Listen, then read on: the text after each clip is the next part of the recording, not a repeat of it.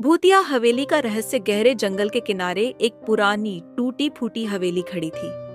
गांव वाले कहते थे कि वहां जाने वाला कभी लौटकर नहीं आता। मगर अजय, विनय, रीना और साक्षी को भूत प्रेत की कहानियों पर विश्वास नहीं था। वे चारों दोस्त एक रात उस हवेली की सच्चाई जानने वहां पहुंच गए। दरवाजे पर जंग लगा ताला था, मगर अजय ने जोर लगाकर उसे तोड़ दिया।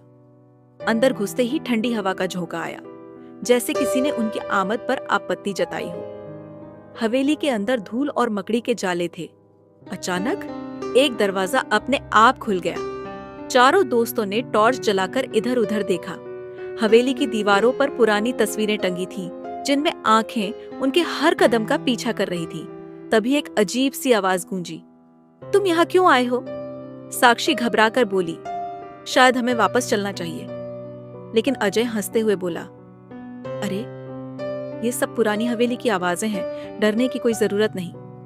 तभी एक परछाई तेजी से उनके पास से गुजरी। रीना ने डर से अजय का हाथ पकड़ लिया। विनय ने हिम्मत जुटाकर पूछा, कौन है वहां? जवाब में केवल एक ठंडी सांस सुनाई दी।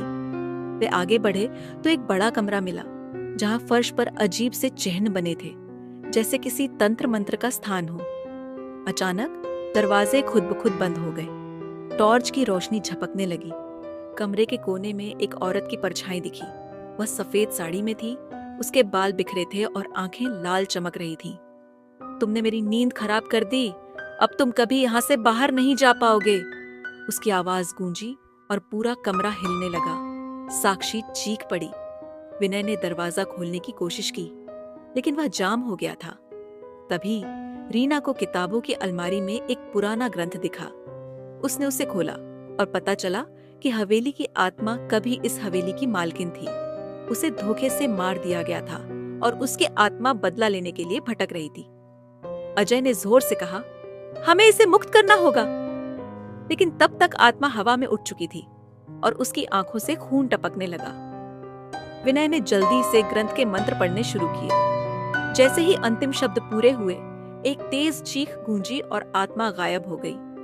हवेली की दीवारें दरकने लगीं। चारों दोस्त दौड़ते हुए बाहर निकले और जैसे ही उन्होंने हवेली के बाहर कदम रखा, पूरी हवेली धूल में मिल गई। गांव लौटकर उन्होंने पूरी कहानी बताई, मगर किसी ने यकीन नहीं किया। कुछ दिनों बाद अजय की नींद में मौत हो गई। उसके शरीर पर वही निशान थे जो हवेली की दीवारों पर बने थे। विनय, रीना और साक्षी को समझ आ गया, वह आत्मा अभी भी जिंदा थी और उसका बदला पूरा नहीं हुआ था। समाप्त, या शायद नहीं।